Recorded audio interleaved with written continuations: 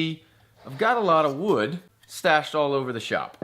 Like, a lot of wood. What I did is I ran around and I found all my secret stashes. I put all of it out and started going through it all. Let's take a look at what I got.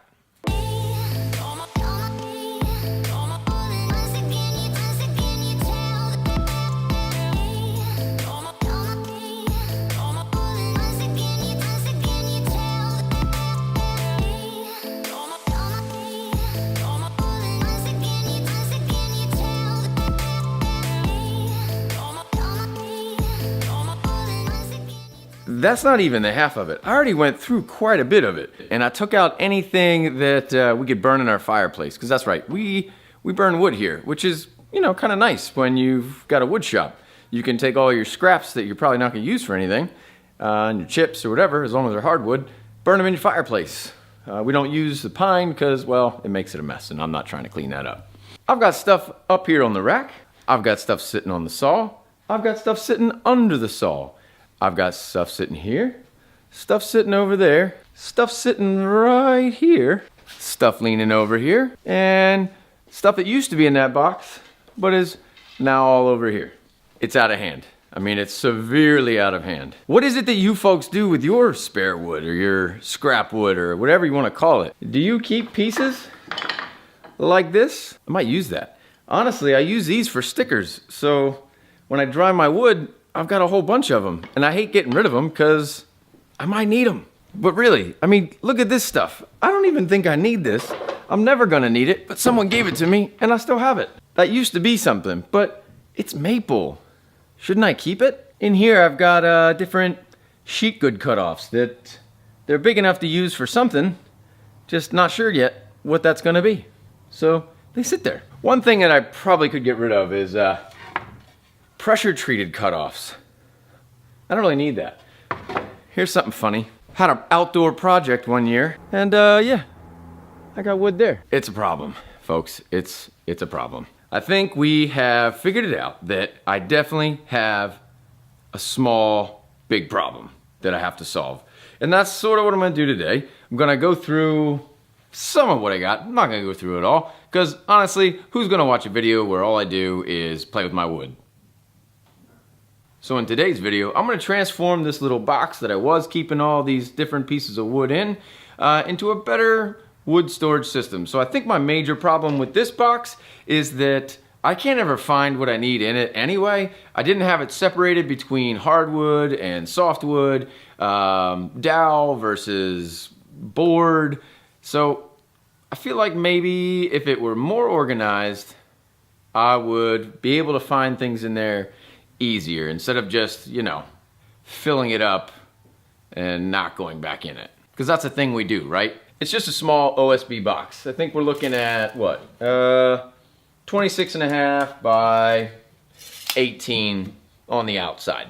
Not a whole lot of space, but probably enough for what we need to do. It's on wheels, so it moves around, which is nice, and it's fairly deep, so it fits quite a bit.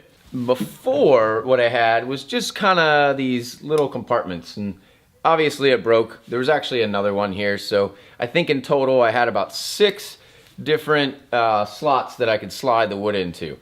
I want to change that up, and I think what I'm going to do is make it so that way I've got rows. If this is the first time you've been to my channel, then you probably already know that not everything goes as planned. Hence, this being LifeCrafted. I learn as I go, just like I have in life. And if you haven't already done so, how about you subscribe to the channel and you can see what other things don't quite go as planned. But we try. What I'm thinking, since I have a bunch of this 3/4 by 3/4 pine, is I'm gonna put them in and make them about 3/4 of an inch apart from one another. There'll be one directly across from it, and then I can slide a piece of wood in and out. That would allow me to interchange this as I go. I can have rows, and then if I need a bigger row, I take one out. If I need a thinner row, I'll put one back in.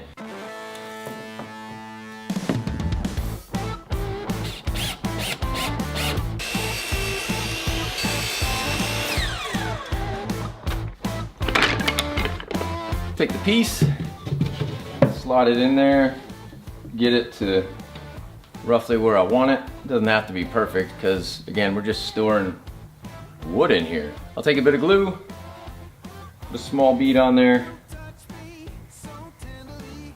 put in that piece there. Just tack it in with the nail gun. This way it'll hold it for me, you know. The glue's gonna do all the work, obviously, so it's not a big deal.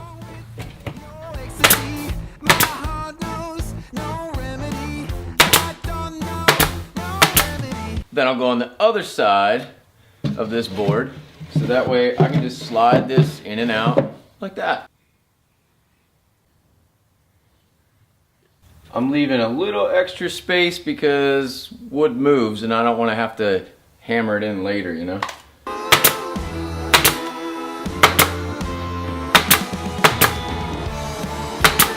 There you have it. One down, a couple more to go. Perfect. Feel like maybe 5's enough.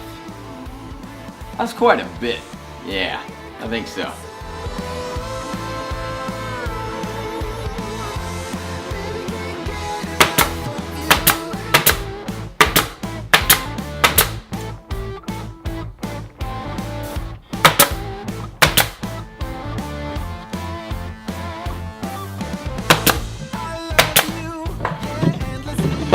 Good.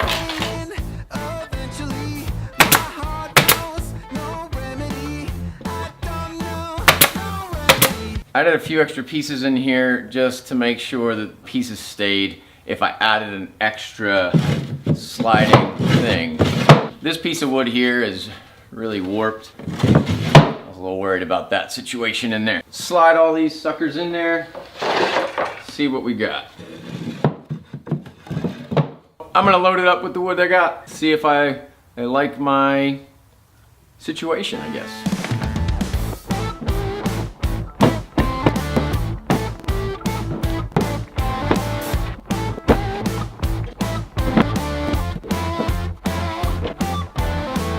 Seriously, this project was a success.